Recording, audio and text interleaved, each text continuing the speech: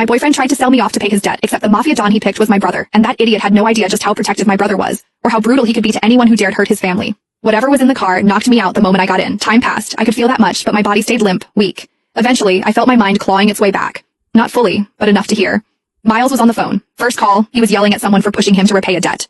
Then the second call, it was a call to his mother, telling her he wouldn't be making it to Christmas dinner. The third call was different. Miles's tone dropped, soft and submissive. Sir, I know it was generous of you to let me leave and try to gather the money I owe the casino, but I still couldn't come up with everything. So, like you said, I brought my girlfriend tonight. Maybe we can try that thing you mentioned, handing her over to your Don. He hesitated. I'm willing to do whatever it takes to clear my debt. A pause. Of course, I'll make sure she behaves. I'll tell her it's an honor to be chosen by you. I know how much grace you've shown me by giving me this chance. See you soon.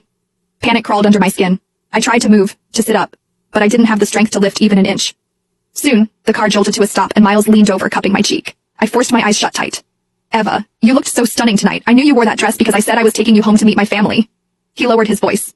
You know my tuition debt's a mess. I thought maybe I could hit a lucky streak at the casino. I never meant to lose everything. But now I owe money to a thug who threatened to kill me and my family. But luckily, he said you're just his boss's type. I owe him 20 grand, Eva. I can't let him go after me and my mom. His voice dropped, almost guilty. Don't blame me, Eva. Blame yourself for being too damn pretty. Just one night. Mr. Snake said it's only for one night. Then I'll come get you. I swear. I'll take care of you for the rest of your life.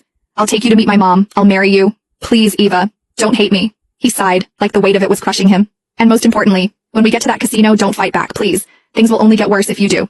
I managed to twitch my fingers. They brushed against the hem of the dress I was wearing tonight. Miles was right. I'd put it on just because he finally invited me to spend Christmas with his family.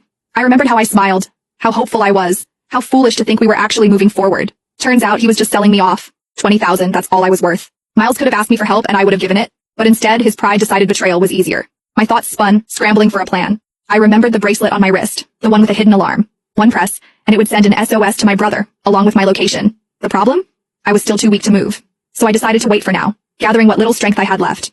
Whoever this boss Miles was trying to hand me off to, if I had the chance to mention my brother, they wouldn't dare touch me. And if that didn't work, I still had the bracelet. A few minutes later, the door opened beside me. Rough hands pulled me out of the car. I brought her, just like you asked, Miles said, his voice trembling with fake pride. A rough voice answered, laced with amusement.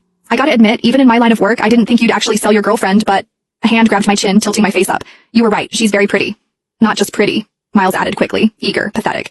The prettiest. She was even voted best looking in our class, but too proud. Always had her nose in the air. Took me nearly a year to win her over. And you're willing to hand her over to me? The man sneered. I cared about her, Miles said with a sickening laugh, joining Snake's. Just not as much as I care about myself. Besides, look at that body, and her fingers. She's a pianist. Real flexible too. If you catch my drift, she'll make your Don more than happy. The men around us laughed, crude and revolting. If our Don is pleased, your debt's cleared, the man said coldly.